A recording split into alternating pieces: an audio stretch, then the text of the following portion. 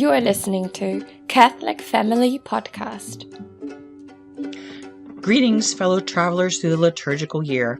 This is Shrove Tuesday, the eve of Ash Wednesday, and the beginning of Lent 2022. Because you ashed, or may have by tomorrow, sorry, that would have been much better if I could put that on in a Sean Connery accent. Anyway, sorry, I'll get right to it.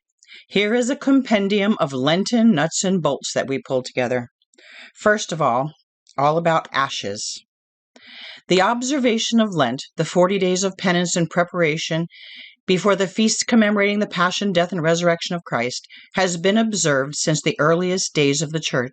But the tradition of using ashes on the first day of Lent started to show up sometime in the 10th century. In 1091, at the Council of Benevento, Pope Urban II gave the Church's approval to the pious custom, extending it to the entire Church. Soon thereafter, we find liturgical writings that refer to the day just as we do now, but in Latin, Feria Quarta Cinerum, or Ash Wednesday.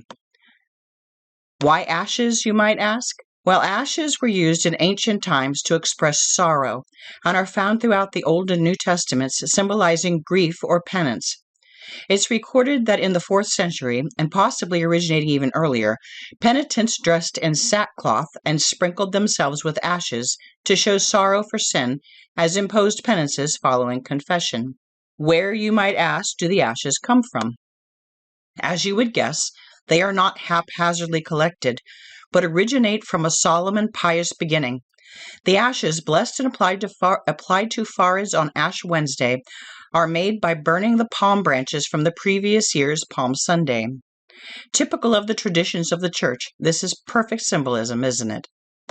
But then you might ask, why on our foreheads, where there is no hiding it? This is part of the point. The head is generally considered the seat of pride, and the smudging or sprinkling of ashes thereon the imposition of humility, a sign of penance for our sins, and a reminder of our mortality, implicit in the words of the priest as he applies the ashes. Wearing a symbol of our Catholic faith on our foreheads for everyone to see is also a tonic for the common problems presented by the failings of human respect, or in other words, worrying too much what others think of us. Imagine how pleased our Lord must be to see his children wearing their ashes proudly, or I should say humbly, on Ash Wednesday. What does Father say when he applies the ashes? The words of the blessing in English are, "Remember, man, that thou art dust, and unto dust thou shalt return." This verse can be found in Genesis chapter 3, verse 19. "In the sweat of thy face thou shalt eat bread till thou return to the earth, out of which thou wast taken, for dust thou art, and into dust thou shalt return." This is, of course, God speaking to Adam and Eve.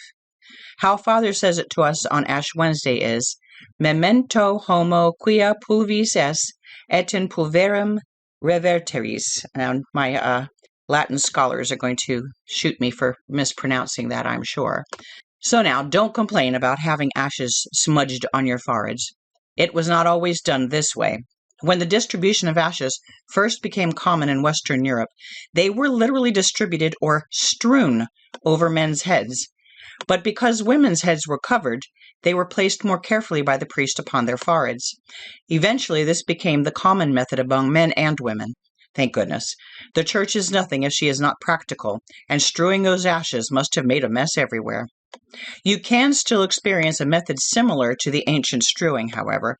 Throughout many ages of the Church, the Pope on Ash Wednesday has taken part in a penitential procession from the Church of St. Anselm to the Basilica of St. Sabina, where, as is still the custom in much of Italy and other countries, ashes are sprinkled on top of the head and not formed as a cross on the forehead. They aren't strewn, quite, just sprinkled. The Pope, in turn, places the ashes on the heads of others in this way, or at least that was the common practice through the ages. Anyone may approach the altar on Ash Wednesday to receive ashes. Unlike its discipline regarding the sacraments, the Church doesn't exclude anyone from receiving sacramentals, such as blessed ashes. Non-Catholics and even those not baptized may receive ashes. They are only required to do so reverently, and ideally with some understanding of the meaning of this sacramental. The word Lent, incidentally, that is used by English speakers, comes from the Old English word Lenten, meaning springtime, just as a little bit of trivia. But what is Lent for? Prior to Jesus' resurrection at Easter, Catholics follow a 40-day program of prayer and discipline designed to fine-tune their spiritual lives, distancing themselves from worldly things in order to move closer to God. We make sacrifices during Lent in union with Christ's sacrifice on Calvary. In this distancing from the world effort, most Catholics choose to sacrifice small things voluntarily, in addition to the fasting and abstinence required of the Church. These little sacrifices range from giving up sweets to abstaining from television or social media. Going out of the way to perform charitable acts or to read spiritual books are also good ways to grow spiritually during Lent. Sometimes little penances can be devised just to elicit mindfulness of the Lenten season. One of our daughters chose to wear purple every day during Lent one year, and one of our sons ate oatmeal for breakfast every single day and may not have let a spoonful pass his lips since. But these are voluntary mortifications, personal pacts between ourselves and God. They're not required, not mandatory, and there is no penalty for not making your own sacrifices during Lent. Slipping up on a voluntary sacrifice is a lost opportunity, not a sin unless, of course, it's done with spite. But the Church, knowing human nature and how easily we manage to get out of doing what's good for us, has mandated some certain Lenten sacrifices for all Catholics without impediments like ill health or age, etc. Like a mother who has the rules of the house, requiring her children to brush their teeth and clean their rooms and eat healthy food, Mother Church has rules too, ones she requires us as Catholics to follow. So what are the Lenten rules of fast and abstinence, and where do they come from? The last uniform agreement of norms for fast and abstinence prior to Vatican II in America were adopted in 1951 by the bishops of the United States, modified at their November 1956 meeting, and are observed by most traditional Catholics, though some do adhere to earlier standards out of their own choice. All rules of fast and abstinence can be modified by a local bishop. If you have any questions or concerns about exemptions to these following rules of fast and abstinence, particularly in regard to pregnancy, illness, and those whose employment requires heavy physical labor, please get in touch with your confessor or email Kevin at kevin89davis@gmail.com, and he can put you in touch with a priest who can answer your questions. These are the rules of abstinence from meat. Everyone over 7 years of age is bound to abstain during Lent. Complete abstinence from meat is to be observed on all Fridays, Ash Wednesday, Holy Saturday, and the vigils of the Immaculate Conception and Christmas. On days of complete abstinence, meat and soup or gravy made from meat may not be used at all. Partial abstinence is to be observed on Ember Wednesdays and Saturdays and the Vigil of Pentecost. On days of partial abstinence, meat and soup or gravy may be made from meat and may be taken once a day at the principal meal. The rules of fasting are as follows. Everyone between the ages of 21 and 59 years of age must observe the law of fast. The days of fast are all the days of Lent except Sundays, the Ember Days and Vigils of Pentecost, the Immaculate Conception, and Christmas.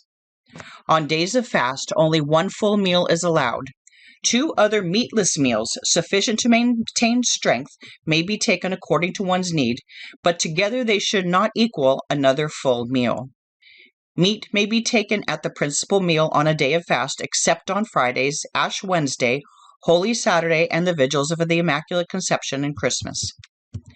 Eating between meals is not permitted, but liquids including milk and fruit juice are allowed. Ask your confessor regarding the thickness of drinks. Where health or ability to work would be seriously affected, the law does not oblige.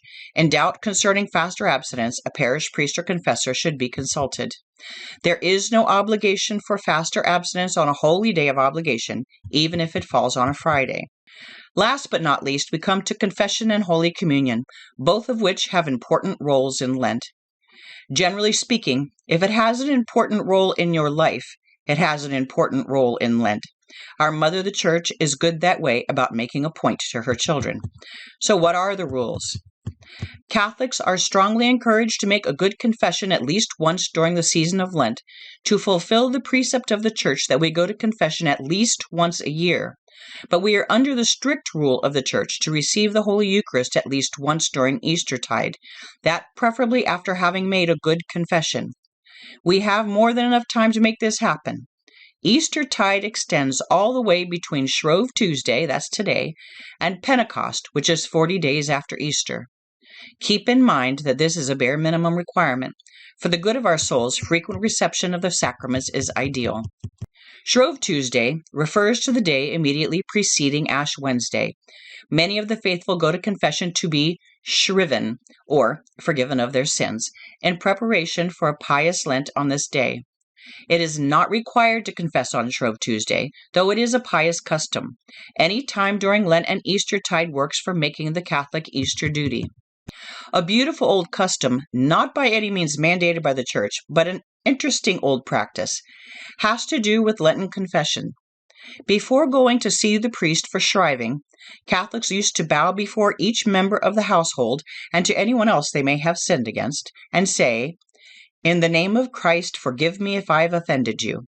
The response would have been, "God will forgive you." Note that confessing sins to a priest is a sacrament which remits a mortal and venial sins. Confessing sins to those you have offended is a sacramental, which does not take the place of true confession before a priest, but it is a good thing nevertheless. And so today I beg your forgiveness for the bad joke there at the beginning, for using 3-syllable words when a shorter one would do, for bumbling over numbers and bad Latin pronunciations, and of anyone truly that I may have offended in this year, I ask, in the name of Christ, please forgive me. Wishing everyone a holy and fruitful Lenten season, this is Lisa, signing off. You've been listening to the Catholic Family Podcast. If you enjoyed this show, please share it with your friends and family. You can support the production on Patreon and PayPal, and you can reach Kevin at kevin89davis@gmail.com. Ad Maiorem Dei Gloriam, all for the greater glory of God.